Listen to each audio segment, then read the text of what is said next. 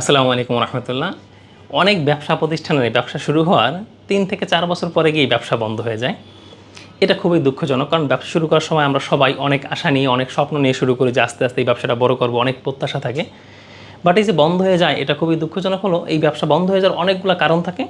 তার মধ্যে আজকে একটা কারণ নিয়ে বলবো, সেটি হলো ক্যাশ ফ্লো ম্যানেজমেন্ট। সেটিকে সহজে বলে নগদ টাকার ম্যানেজমেন্ট, বা নগদ টাকা কী পরিমাণ আপনার কাছে আছে সেটি। ধরুন আপনি যখন ব্যবসা শুরু করেন, ব্যবসা শুরু করার প্রথম দিকে অনেক এক্সাইটমেন্ট থাকে, এই কারণে আমরা সাধারণত অনেক বাকি দিয়ে ফেলি, আননেসেসারি কেনাকাটা করে ফেলি, এবং স্টক করার ক্ষেত্রে অনেক অপ্রয়োজনীয় প্রোডাক্ট স্টক করে ফেলি।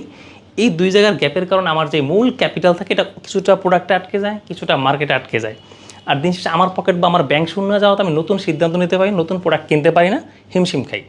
ধরুন আপনি যখন ক্যাশ কমে যায়, তখন আপনি কী করেন? ব্যাংক লোন নেওয়ার চেষ্টা করেন বা কারোর কাছে ধার নেওয়ার চেষ্টা করেন। যখন আপনি ধার নেবেন, তার কিছু প্রফিট দেওয়া লাগবে, ব্যাংক লোনে তার কিছু প্রফিট দেওয়া লাগবে, বা সুদ দেওয়া হলো যেটাই বলেন, তখনই গিয়ে দেখবেন যে আপনি আপনার প্রফিটের পার্সেন্টেজ ক্রমান্বয়ে কমতে থাকবে।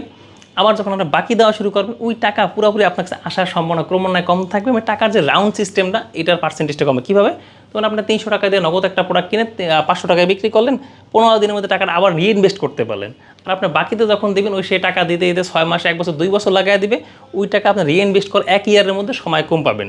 অর্থাৎ একটা স্ট্যান্ডার্ড সার্কেল হলো যে আপনার 12 মাসের মধ্যে আপনার টাকাকে মিনিমাম 2 থেকে 3 বার সার্কেল করে আমরা ঘুরাবেন। এটা করতে পারলে ভালো, এটা করতে না পারলে এই সমস্যাগুলো ফেস করবেন। আর দ্বিতীয়, যখন আপনার ক্যাশ ফ্লো ম্যানেজমেন্ট বা টাকা ক্যাশ কমে যাবে, তখন আপনি দেখবেন যে আপনার দোকানে তো অনেক প্রোডাক্ট আটকে আছে, বা নতুন প্রোডাক্ট কেনা দরকার। যখন আপনি নতুন প্রোডাক্ট কিনতে যাবেন, তখন কিন্তু আপনার ক্যাশ না থাকলে তখন আর বাকি কেনার চেষ্টা করবেন। আর বাকি কিনলে কিন্তু সবসময় সব জায়গা থেকে আপনার পছন্দ মতো প্রোডাক্ট বেছে নেওয়ার সুযোগ কম থাকে। অনেক সময় এমনই দেখা যায় যে বেস্ট সেলিং প্রোডাক্টগুলো বাকিতে আসলে কেউ দিতে চায় না, সবাই চায় যে একটু স্লো প্রোডাক্টগুলো বাকি দিতে, এটা স্বাভাবিক। সো এই যে বাকি ভালো প্রোডাক্ট পাচ্ছেন না, প্রফিট মার্জিন কমে যাচ্ছে, স্টক আটকে যাচ্ছে, টাকা বারবার ঘোরাতে পারছেন না, এই যাবতীয় সব কারণ একটা একটা বাড়তে বাড়তে একসময় অনেক বড় হয়ে যায়। তখন যে কোনো ব্যবসায়ীর পক্ষে আর ব্যবসা কন্টিনিউ করা সম্ভব হয় না। 2 মাস, 3 মাস, 6 মাস এবার কষ্ট করতে করতে এক সময় গিয়ে ব্যবসাটা বন্ধ করে দেয়।